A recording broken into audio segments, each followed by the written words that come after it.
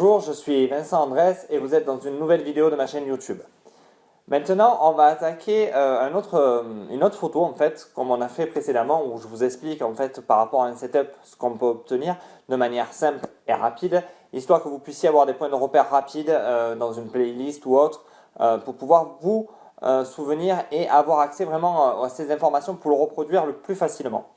Donc là, on va garder le même setup qu'on a depuis la précédente vidéo avec les deux flashs sur le côté du modèle. Et donc là, vous allez voir, au lieu qu'elle soit de dos et vraiment légèrement tournée, elle est vraiment face à moi.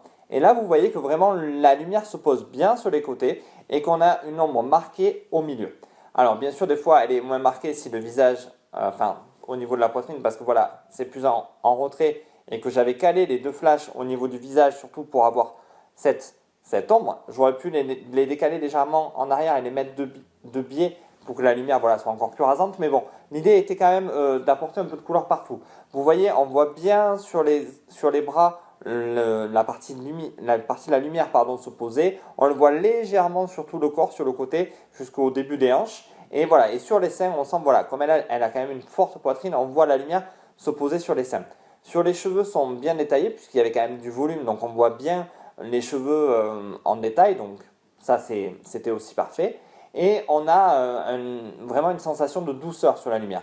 Les ombres et les transitions se font quand même en douceur et voilà, ça amène un aspect plus doux, sauf au niveau du visage où on a quand même quelque chose de beaucoup plus sombre. Et ça attire pas mal le regard, on est vraiment attiré par ce côté sombre qui donne tout un caractère à la photo. On voit bien aussi au niveau du cou là, les différentes ombres et espaces lumineux. Voilà, c'est vraiment un setup facile à faire, facile à réaliser.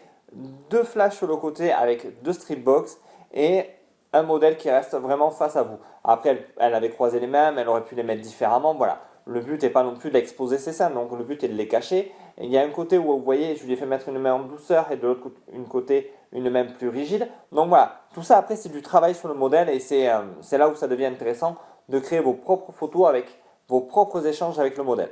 Au niveau de la retouche, alors toujours pareil, Dodge and Burn, et là il y a eu par contre un petit split frequency léger au niveau du ventre en fait, pour atténuer des petits plis qu'elle avait parce qu'elle était légèrement assise et c'était un peu disgracieux.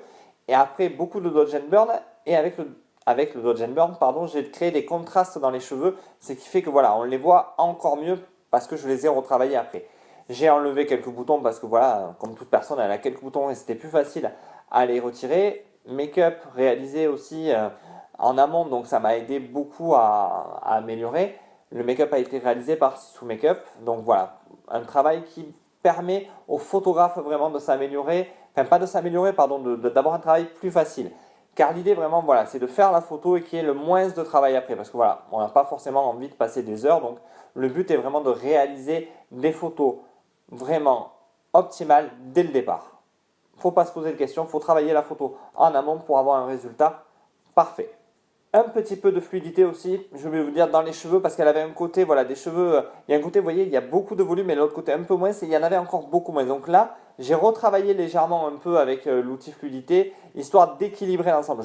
J'ai gardé quand même la différence, parce que je ne pouvais pas non plus raplatir d'un côté ou gonfler de l'autre, mais j'ai tiré légèrement avec l'outil fluidité pour équilibrer. Donc comme je vous ai dit dans le reste, c'est Nik Software qui a fait le plus gros du travail sur le noir et blanc. Et après, le reste des outils, on peut s'en servir avec parcimonie juste pour améliorer. Je ne lui ai pas gonflé les seins, je n'ai pas travaillé tout ça. Surtout que gonfler les seins, on peut le faire tout naturellement avec du Dodge and Burn en accentuant les points lumineux et les points sombres.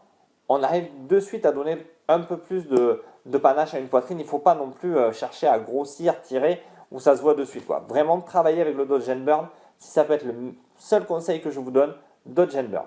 Sur ce, j'espère que cette vidéo vous a plu. Je vous invite à mettre un pouce bleu si cela vous a plu, à la partager à des amis sur les réseaux sociaux. N'hésitez pas à me laisser des commentaires auxquels je répondrai avec grand plaisir, vos sensations, vos difficultés, ce que vous avez envie de me dire là-dessus, si ça vous plaît, si ça ne vous plaît pas. Enfin, dites-moi tout ce que vous avez à me dire. Vous avez vu le petit apparaître, c'est la newsletter pour les nouveautés au niveau du site. Donc on n'hésite pas à aller s'abonner, vraiment, on y va. Je vous dis au revoir, merci et à bientôt.